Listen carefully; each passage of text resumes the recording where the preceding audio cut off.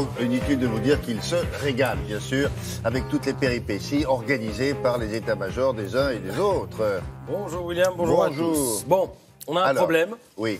On n'a pas encore de président, ou de présidente d'ailleurs, mais on a déjà un Premier ministre. Bon. C'est-à-dire que quand vous feuilletez la presse, le nom qui émerge à chaque fois, c'est François Baroin. Baroin peut-il être Premier ministre? Demande l'Est éclair à la une, question à laquelle le principal intéressé, d'habitude si prudent dans ses prises de parole, répond que oui, il est dispo. Le problème, c'est qu'il y a un petit préalable à régler. Il faudrait que la droite gagne les législatives et... préalable au préalable, il faudrait que Macron soit président. Sinon, comme vous le direz dans le Parisien, Baroin aura été l'ex-éternel Premier ministre. Et puis, préalable du préalable, il faudrait qu'il le choisisse. Aussi, évidemment.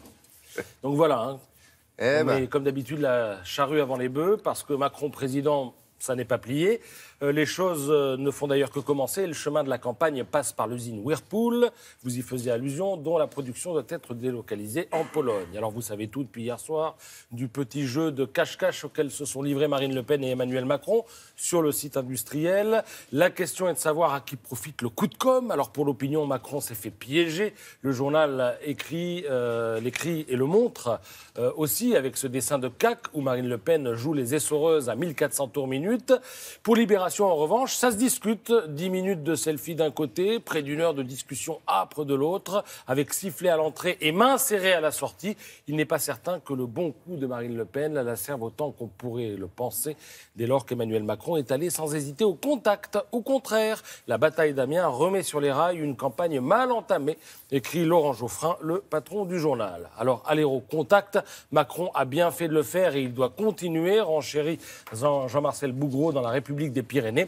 Il faut d'urgence qu'il envoie des signes clairs à tous ceux qui doutent, car s'il n'arrive pas à convaincre les plus modestes, eh bien ceux qui habitent dans les villes les moins favorisées, eh bien il perdra, conclut l'éditorialiste.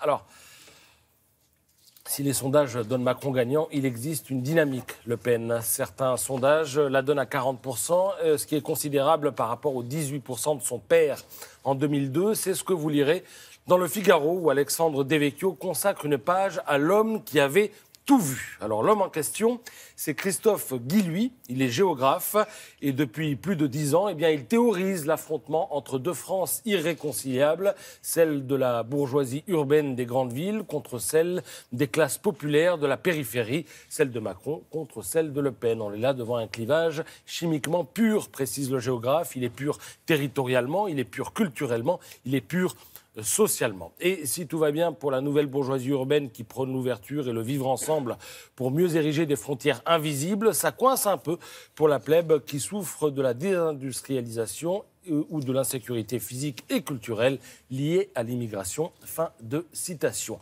Alors il faut lire ce papier, c'est un excellent décryptage de ce qu'ont dit les électeurs au premier tour, sur Fillon notamment, ce qui a fait son succès durant les primaires. Eh bien c'était un discours très en phase avec un électorat de centre-ville bourgeois, catholique, mais 4 millions d'électeurs à la primaire et 44 millions d'électeurs français, la structure sociologique est évidemment différente.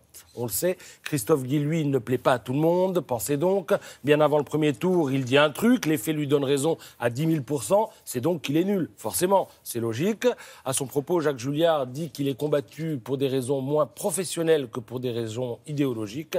Les idéologues, on ne les remerciera jamais assez de nous planter chaque jour un peu plus. Voilà, le général de Gaulle se faisait une certaine idée de la France, les idéologues se font une certaine idée de la réalité. Merci beaucoup. Je suis en train de me demander si on dit Guilly ou Juilly. Alors, je me suis aussi posé la question. Oui, je suis allé voir quelques vidéos qui traînent sur Internet et j'ai à plusieurs reprises vu Guilluy. Mais parce qu'il y a un joueur de foot dont le nom s'écrit de la même manière et qui s'appelle Julie. Et lui, il dit Julie. Bon, très bien. Merci beaucoup. On lui demandera. Il faudra l'inviter. Ça sera plus simple. Merci beaucoup.